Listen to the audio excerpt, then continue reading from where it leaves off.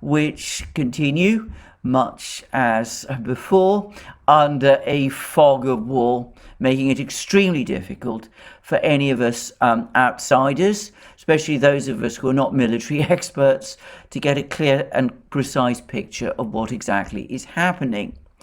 Having said which, there is, I think it's probably fair to say, a growing sense amongst people who I think are trying to maintain some distance from this conflict that the situation in eastern Ukraine is now reaching what one might call a conclusion.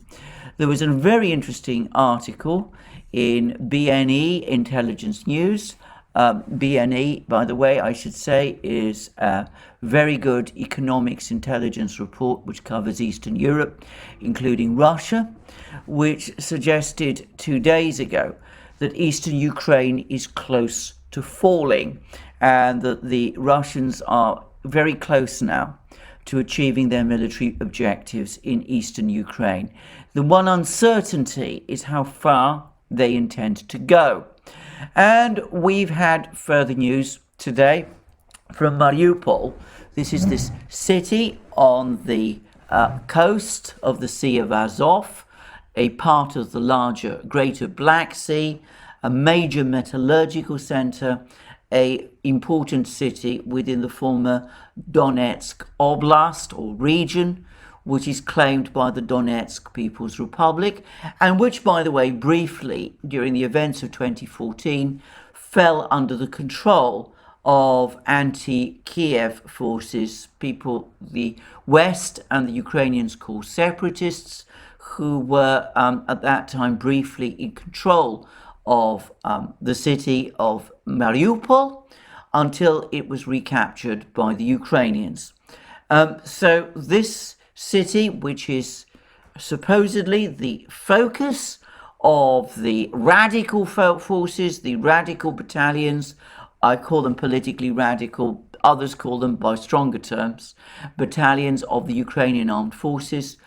This city was expected to be a major thorn in the Russian and militia side. It was expected that the capture of the city would take many weeks or at least days.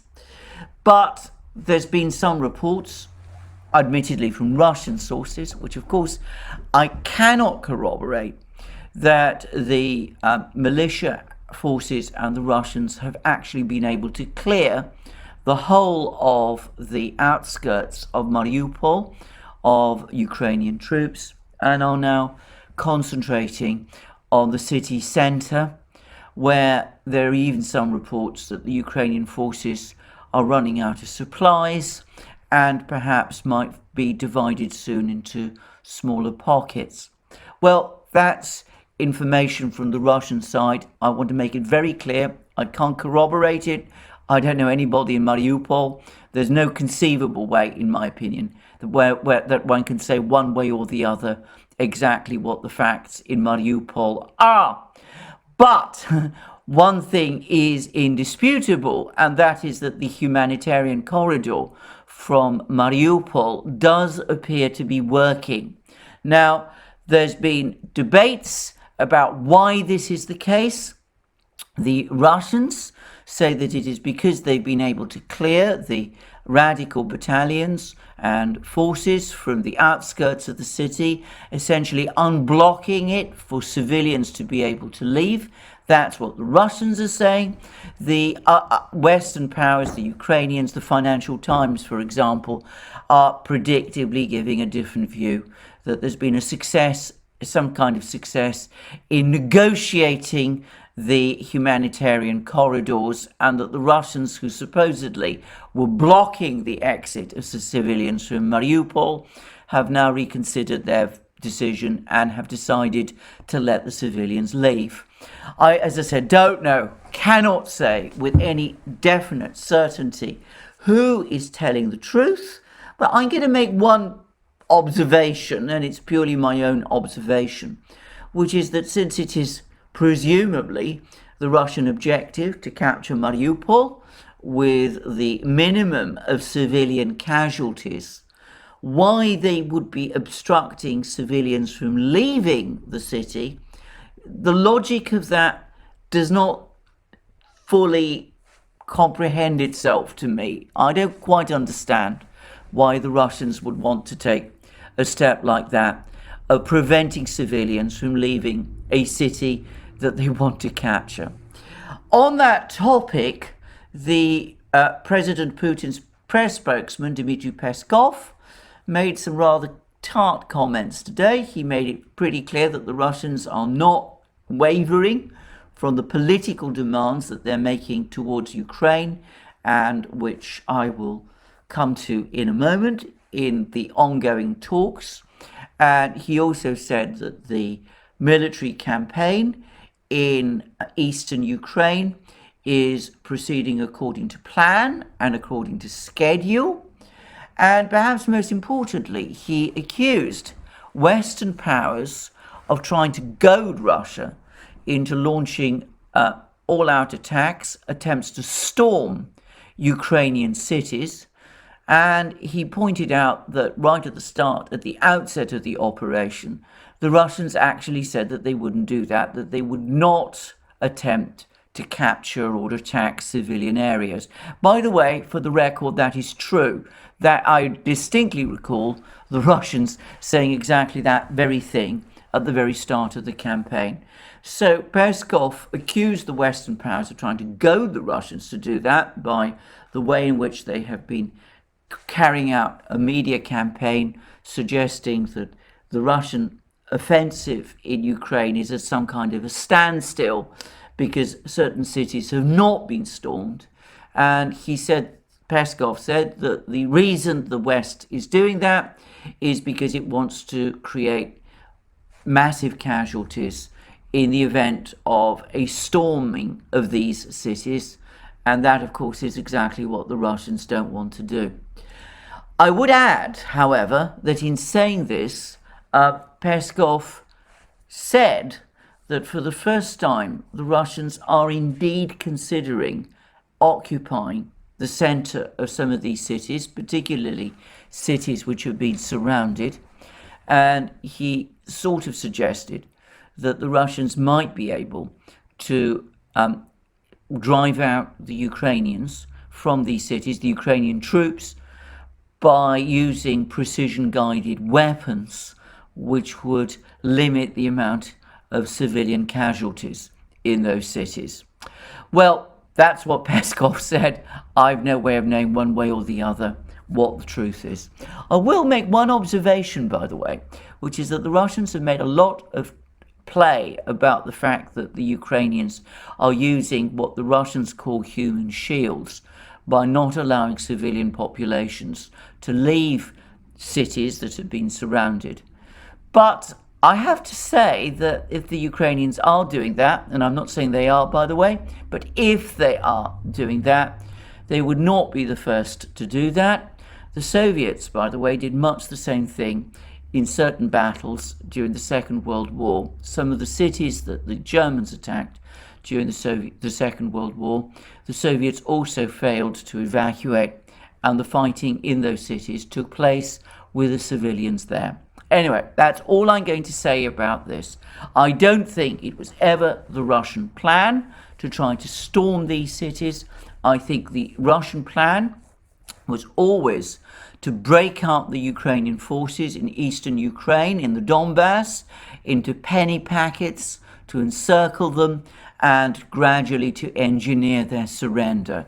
And like the writer who's written this article at BNE Intelli-News, I think that they are now very close to achieving that objective. So anyway, that's all I'm going to say about the military affairs. We've also had a lot of diplomacy, and the key thing to understand is that there's basically two big diplomatic initiatives underway. One is the ongoing talks between the Ukrainians and the Russians, which I touched on in my last video. I said that it looks as if step by step, maybe not step by step, millimeter by millimeter, these talks are starting to make a certain amount of progress. It's important to say that as of this moment, there's no talk of a ceasefire, or at least a general ceasefire. And it seems that the focus of the discussions and of the working groups is on trying to negotiate local ceasefires and the opening up of humanitarian corridors. There's not been substantive discussion on the big political issues which are involved in this conflict. But it also seems, and here I take this from somewhere in the British media, I think it was the Financial Times, that the Ukrainians have indicated over the course of the discussions that they are open to the idea of agreeing to some form of neutrality. In other words, they're dropping the idea of Ukraine entering NATO, and that they're also prepared to work towards some form of the Russian goal of demilitarizing Ukraine. Of course, what that means precisely is not exactly clear. I suspect that is open to negotiation. But anyway, there is some evidence that the Ukrainians have indicated a certain willingness towards shifting to the Russian positions on those questions. At the moment, they're holding out on the territorial issues. They're still refusing outright to discuss the status of Crimea or the status of Donbass, of the two regions, the Donetsk and Lugansk regions, which, under the aegis of the Donetsk and Lugansk People's Republics, the Russians have now recognized as independent of Ukraine.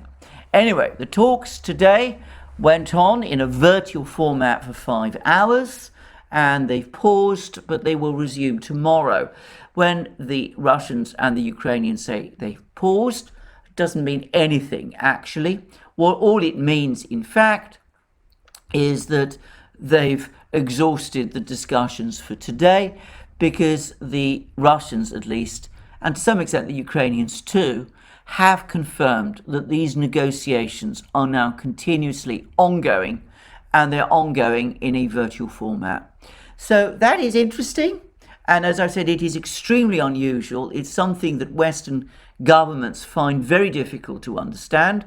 Western commentators find impossible to understand that you should conduct a military operation and simultaneously negotiate with your opponent is something, as I've said many times, that is completely outside the Western playbook. And also, and simultaneously, of course, the fact that these negotiations are taking place, to some extent, is shaping the nature of the Russian military campaign. I am become very tired of reading many of these discussions about why the Russians are pulling their punches, why they're not launching outright saturation bombing, why their air force isn't operating over the skies of Ukraine on a round-the-clock basis. There's been all sorts of reasons and theories and speculations and guesses as to why that might be so. In my opinion, there is a very straightforward explanation to this. It's one that is blindingly obvious and is staring everyone in the face. And that is that the Russians are not taking that step because it would undercut their objective of trying to achieve a settlement of the conflict in Ukraine through negotiations. They want the government in Kiev to survive in some form so that they can strike a deal with it, a deal to achieve their underlying objectives, which are not the occupation of Ukraine, or so they say, but rather its demilitarization, its de-radicalization, and its long-term commitment to neutrality. Only if the Russians conclude that these negotiations are not going to lead anywhere, that the Ukrainians are playing for time, only then will they, in my opinion, start to act in a more ruthless way. So that, I think, explains many of the reasons for the constrained way in which the Russians are proceeding. But it's not so constrained as to prevent the Russians from capturing places like Mariupol, which looks like is very likely, and from breaking up the Ukrainian forces in eastern Ukraine, dividing them up in penny packets and working towards the total elimination of the Ukrainian forces in eastern Ukraine. That at least is how the situation looks to me. People in the West are so habituated to the concept of war as total war that the concept of war as an extension of diplomacy, Clausewitz style, is not something, in my opinion, that they very well understand. Anyway, that's the one diplomatic track. We will see where it leads. I'm going to make a guess, and this is a pure guess. I think that this is probably, the Russians are probably going to wait this out for about another week. If within a week there's little substantive process being made on the political issues, if the Russians get the sense that the Ukrainians are spinning things out, then things will start to become increasingly harsher. But at that point, I would add that it's likely that the Ukrainian position in eastern Ukraine will be close to collapse, and of course it will be easier at that point for the Russians to take a harsher approach without perhaps resorting to some of the enormous battles and carpet bombings that some people are talking about. Anyway, that seems to be the position with the negotiations. The other side is the diplomatic front involving various countries. And it's been very interesting to see that there are basically three levels at which diplomacy is taking place. This is with the various foreign states. Firstly, there is diplomacy between Russia, China, and the United States. Jake Sullivan, Joe Biden's national security advisor, is due to meet Yang Jiechi, Xi Jinping's national security advisor, in a few days in Rome. There is some talk, there are some reports that the Chinese foreign minister Wang Yi is going to be coming to Moscow on Wednesday. I should say that these reports seem to originate in the Middle East, and therefore I would regard them as of low reliability. But it is not impossible. What the Chinese have, however, in the meantime done is that they've released a readout of a telephone conversation, or rather a virtual conversation between a Chinese deputy foreign minister and a Russian deputy foreign minister, of a sort that seems to be fairly bog standard between the two governments. It doesn't seem to involve any particular important initiative. I think the importance of publishing, the reason the Chinese have published this rather bland readout, is because it speaks again about the Chinese-Russian strategic partnership of cooperation for a new era, in a way that I think is intended to show to the world that all the talk that there is some kind of tension between China and Russia over the Ukraine conflict is simply wrong. And if Wang Yi does indeed come to Moscow on Wednesday, I suspect that will be the purpose of his visit, to reassure the Russians of Chinese solidarity, or at least the solidity of this strategic partnership. And I suspect it's also intended in part to communicate that fact to the world. And I fully predict that when Sullivan meets Yang Jiechi in Rome, Yang Jiechi will tell Sullivan essentially the same thing. And Yang Jiechi will also tell Sullivan that if the United States is interested or is going to start sanctioning China and Chinese businesses and Chinese companies in order to enforce its sanctions against Russia, well, then China will respond. Of course, China is a centrally important player in the world economy, and at that point, things could start to look extremely disagreeable in the economic situation, the general economic situation, which already looks pretty bad. And, well, we'll see whether anything like that actually happens. In the meantime, oil diplomacy continues. Now, about last week, there was a flurry of excitement in the Western media about the fact that an official of the United Arab Emirates had said that the UAE is going to try to persuade its OPEC partners to contemplate or consider increases in oil production. And this is something that the Western powers, the United States in particular, has been very keen to do in order to offset disruptions in Russian oil supplies.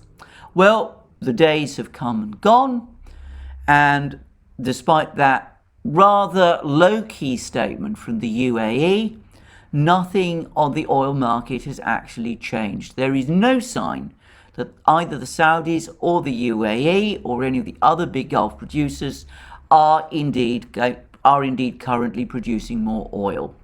Perhaps they're bargaining with the US, though I suspect if they are, they're going to drive a very hard bargain on all kinds of issues. The Houthis in Yemen, relations with Iran, who knows what. But regardless, at the moment, the Gulf monarchies are not producing more oil, and there's still no reports of any conversations between the Gulf monarchies and President Biden, despite the fact that it seems the US is still trying to arrange those calls between Biden and the leaders of these Gulf monarchies. One senior Gulf official has, however, engaged in open diplomatic activity, and that is the Foreign Minister of Qatar. And very interestingly, he has not gone to Washington.